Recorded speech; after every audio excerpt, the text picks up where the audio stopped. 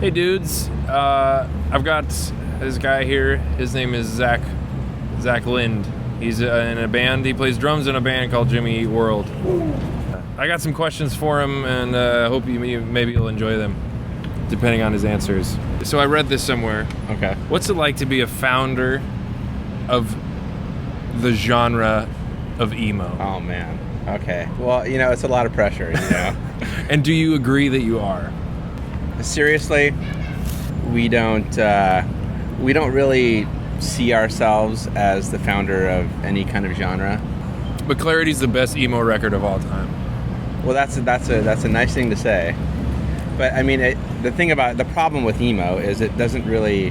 It sort of means whatever you kind of want it to mean. So you're not proud of the genre that you created? Not proud of it, no. If we indeed are guilty of that, then we are not proud of it, no. So what is your favorite Jimmy Eat World song to play? Do you emphasize eat? I think I emphasize eat, Jimmy Eat World. Or is that world? I don't know. It's a light emphasis on eat, majority on world. Jimmy Eat World? Jimmy Eat World? I would say Jimmy Eat World. Maybe I'd emphasize eat. I don't know. Jimmy Eat World. Jimmy Eat World. World. Jimmy Eat World. You emphasize world. I did there, but I don't think I do normally. When I say Jimmy Eat World. Yeah, you do emphasize eat. Yeah. So that's the correct pronunciation. Kids, what's your favorite song to play?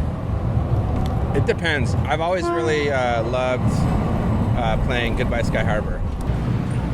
Did you see my cover of your song? I did, yeah. Cautioners. I did see that. I thought it was really good. I actually thought, man, you pay more attention to the detail on the part than I do when I play it live. Like on the cymbal cutoffs, I just do it on the hi-hat. It's kind of lazy, but you actually hit the cymbal and cut it off with your hand. I try to recreate the sound, I just try to play it like it sounds, right? Yeah. When I saw that, I was like, maybe I should try that. It's a lot of like this. It's like I got to reach out all the way out here and grab the cymbal. Yeah. While I'm doing other things. Well, I'd like to think you guys are at a point where you can have someone do that for you. That would be awesome. The guy that you take on tour for the cymbal muter. Or just like choker. Cymbal choker. Yeah. Choker. You could do the cymbal choker. Who do you think's the least valuable member of your band? Probably me. Disagree. You wouldn't know. You don't have direct knowledge of who would be the most valuable or least valuable.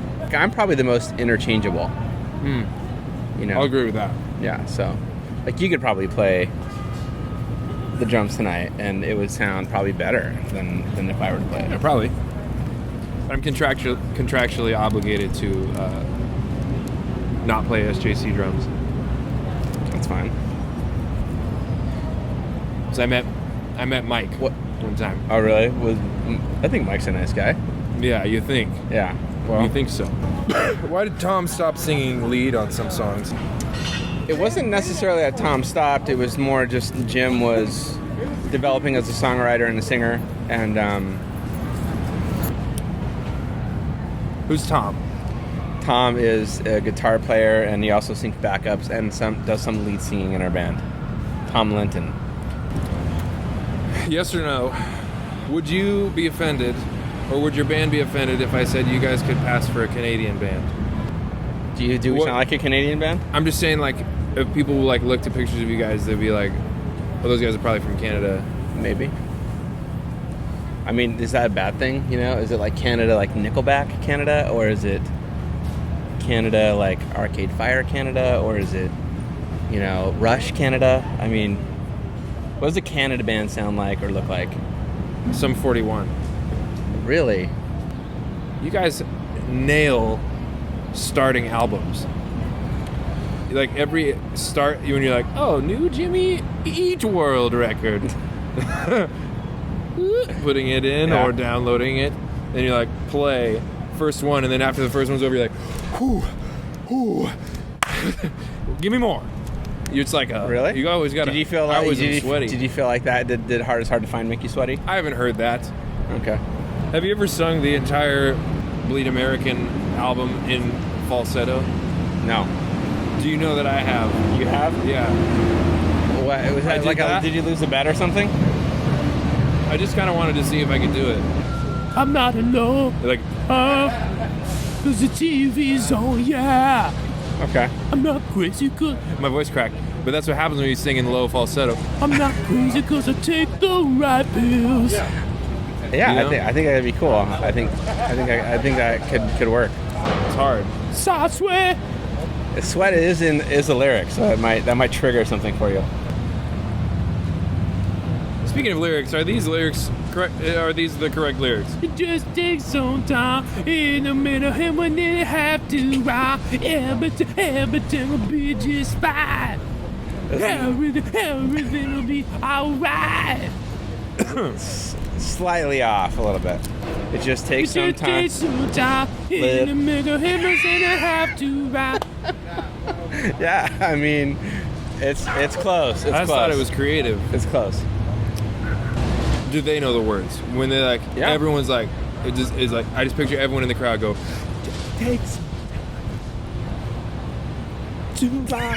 you know what I'm saying? Like, there's like, and then now we should go. Now we should try to go into a contest and see if we could go mess around Okay. on the things. Is that going to be allowed? Do you think? We can see if it's all ready to set up and See if your stupid drum tech set it up in time.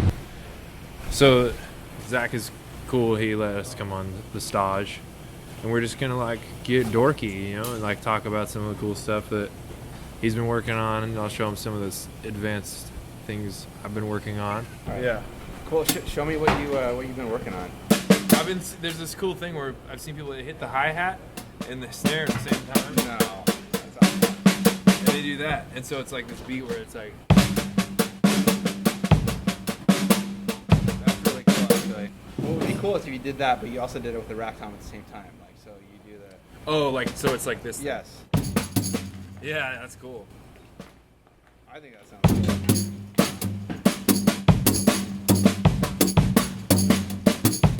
It's just like it's like there's so many untapped things. Like this. It's kind of like the thing where I play a beat and I try to like cram in as many bass drum hits as I can before I move on playing. Right.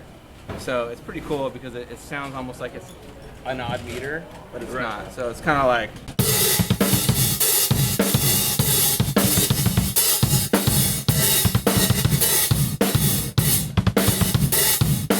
So I just think that I've never really heard that before. I've been working on this original beat.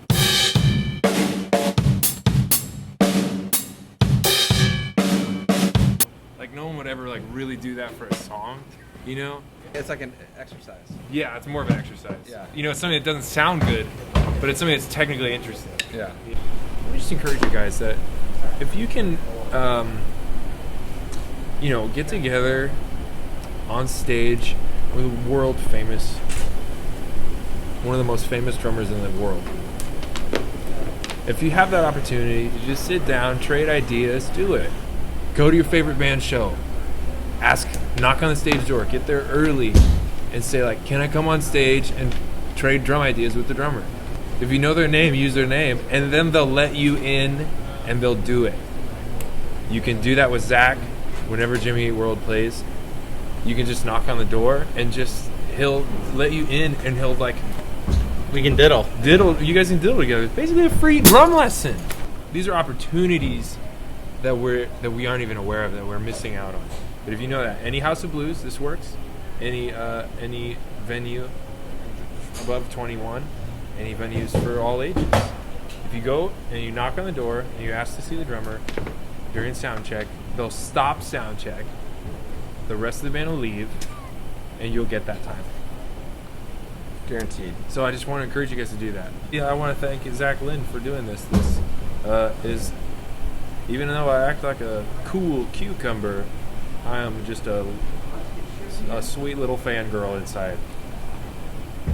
A very small one. Big fan, small girl.